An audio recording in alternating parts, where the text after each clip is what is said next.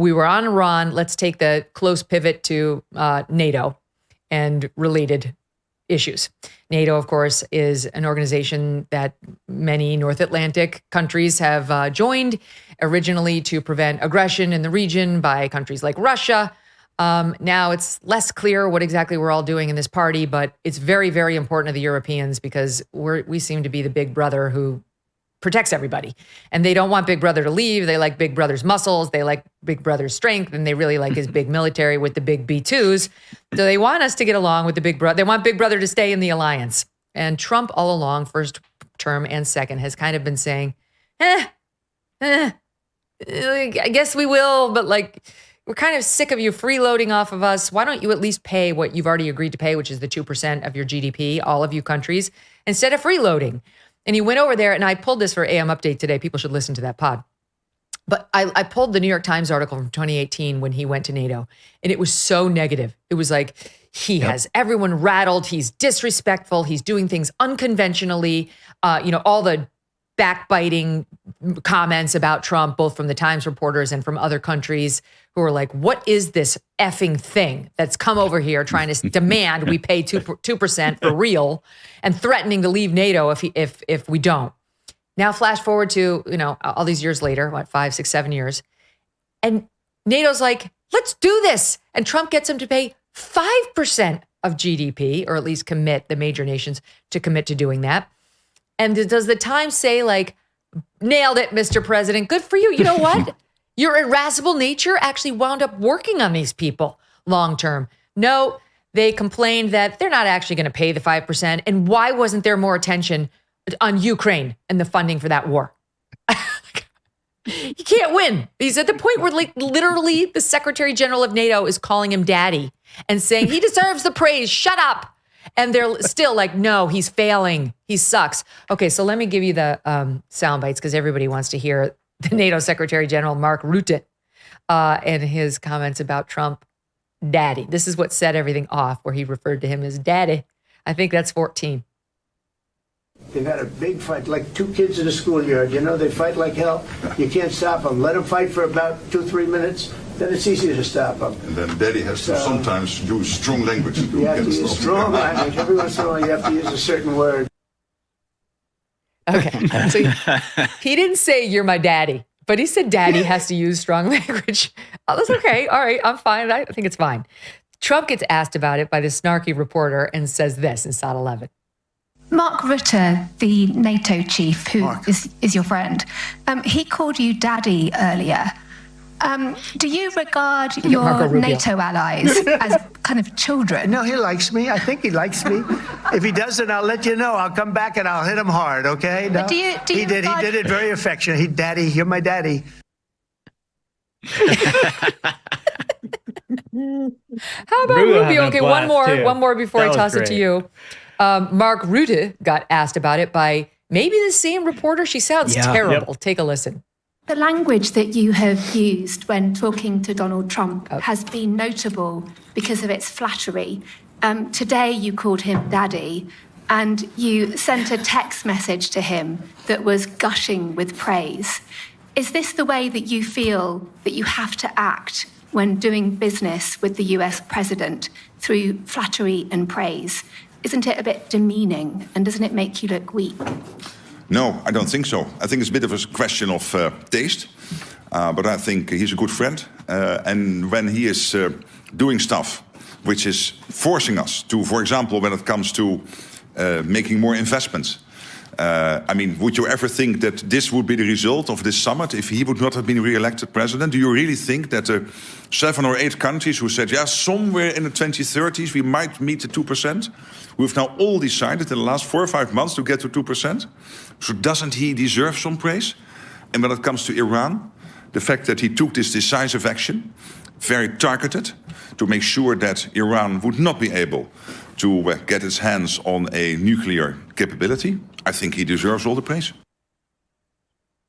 Boom! This is such a good answer. That's it right there. Such a good answer. Former Prime Minister of the Netherlands there, Mark Rutte. Good for him. Go ahead. Yeah, a couple observations. The first is that was the same reporter. Sort of into the daddy talk. It's Deborah Haynes of Sky News.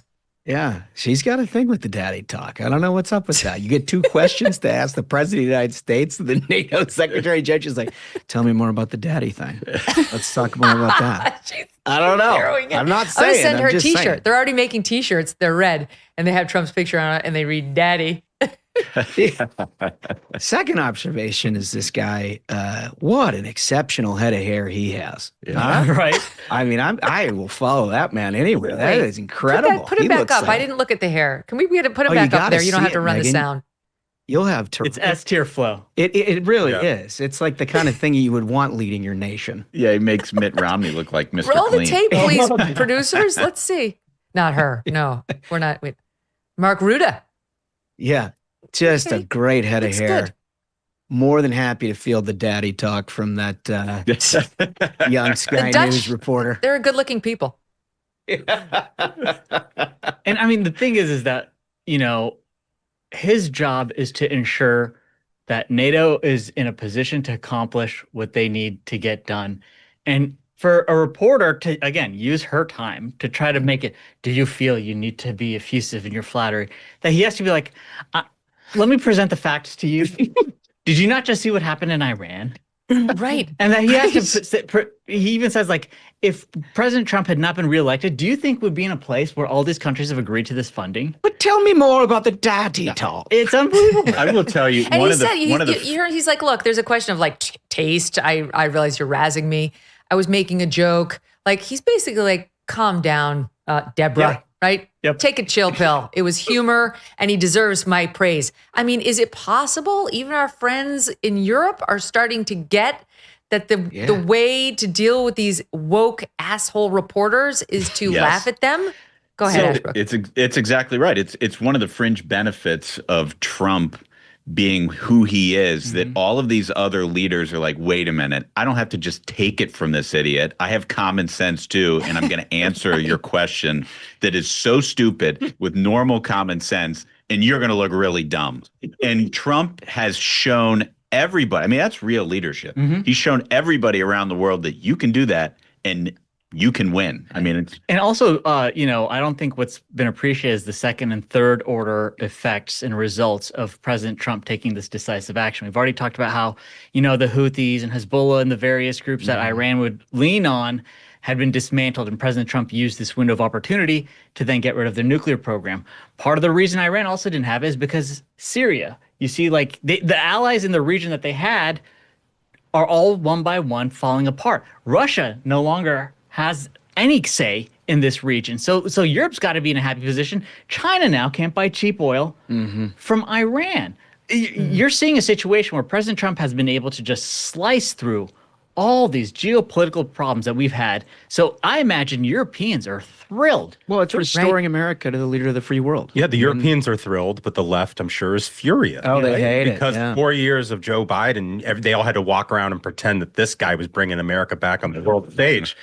You know, It's like toting a colostomy bag around the Middle East. may or may not have shit his britches over there when he No, met the I mean, Pope, or legit. he I'm sorry. farted in front of the Queen or something like that. I can't remember, but it must make him furious to see Donald Trump roll up. 8 years ago, they were laughing at him, like you said, Holmes, and now, you know, they're kissing the ring. Yeah. And now Mark Rutte, he was like doubling and tripling down. Here's more.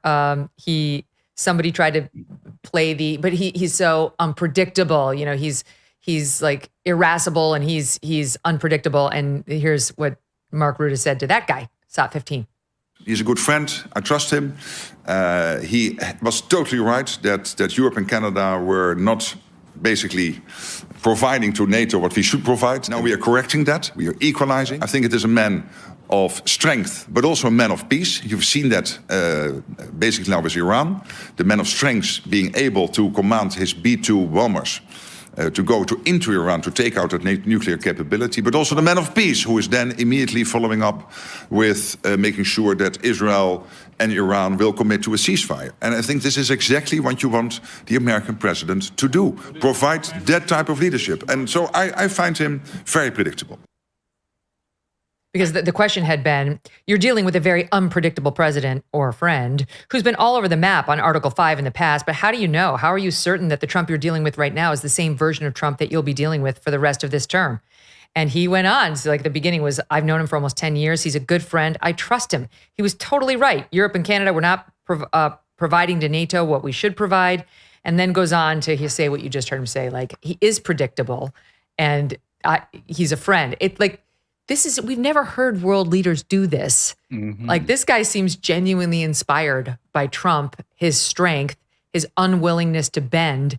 And I can only hope it becomes a little more contagious across the pond because they could use the backbone.